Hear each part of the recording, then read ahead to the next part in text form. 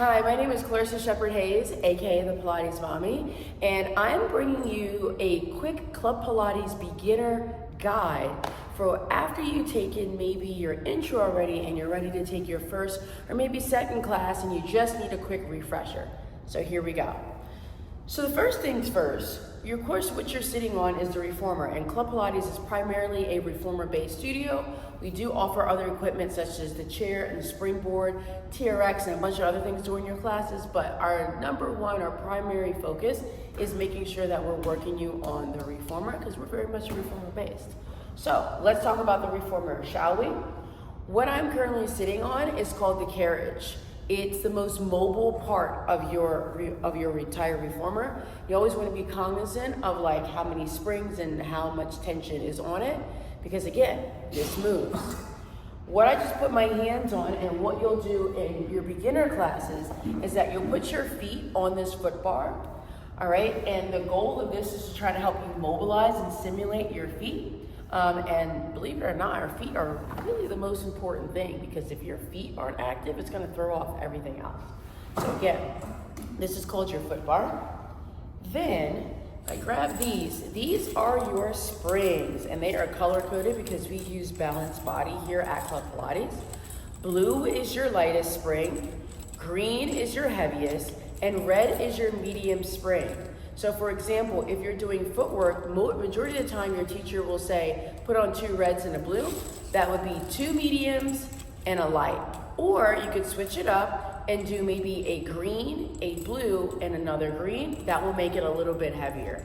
Something that you can also do, which is not shown here, is if you look towards your gear bar, right? And I can't detach it, but it's where these springs or hooks go. There's a little nail slightly above it. That will allow you to make your tension a little higher, okay? And I'll just bring this over here so you can see it, just so it makes sense, all right?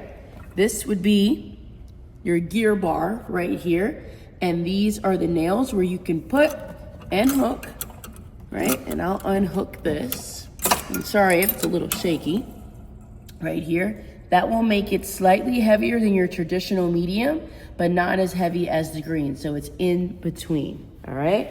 I'm gonna put you back now, just so you can see that, all right? I've already mentioned the carriage. We now have our shoulder blocks, okay? This is where your shoulders will go, but you wanna make sure you're not jammed up into it. You kinda want maybe like an inch, maybe slightly less than an inch between your shoulders and the shoulder blocks. And the way that you create that tension is that you have to push down through your arms and triceps in order to prevent yourself from jamming into it. This is your headrest. This goes up or down. I generally tell people if you sleep with a lot of pillows, you're probably gonna want your headrest up because you like the propping. But our ultimate goal is to get the headrest completely down so that when we have good and proper ear, shoulder, hip, knee, and ankle alignment. Good morning. Good morning. Yeah. Second, we have our feet and straps, or our feet or hands and straps. So our feet typically go in the big loops, and our hands traditionally go in the smaller loops.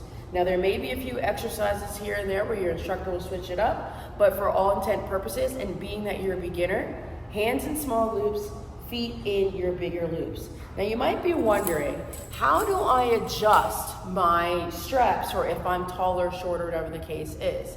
Here's how, okay? At Club Pilates, we generally do not like to mess with the straps per se, right? Instead, we'll have you, or the instructor will come and lift your gear bar and slide you out, so that way it creates more room for your feet.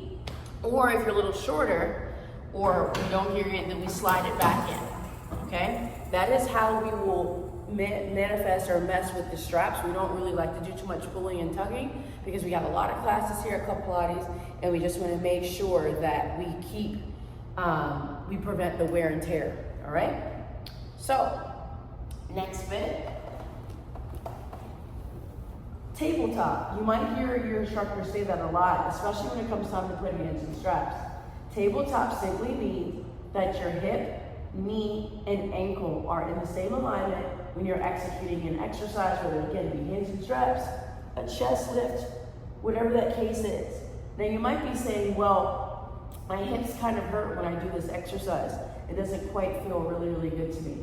So here's another alternative. Instead of doing the traditional tabletop, you can pull your knees a little bit closer towards your chest and have your knees go out, maybe the width of your shoulder blades. That allows your lower back to feel a little bit of release and now allow you to execute the exercises without feeling too much tension. Some people like to cross at the ankles as well. My last tidbit for a beginner, especially when operating the reformer, is understanding the difference between imprint and neutral spine/pelvis. Right now I'm in neutral because I'm in a resting state. That's essentially what that means. Whatever you do naturally when you're laying down, that's going to be your neutral pelvis, right? Imprint pelvis is when you press and lengthen your lower back.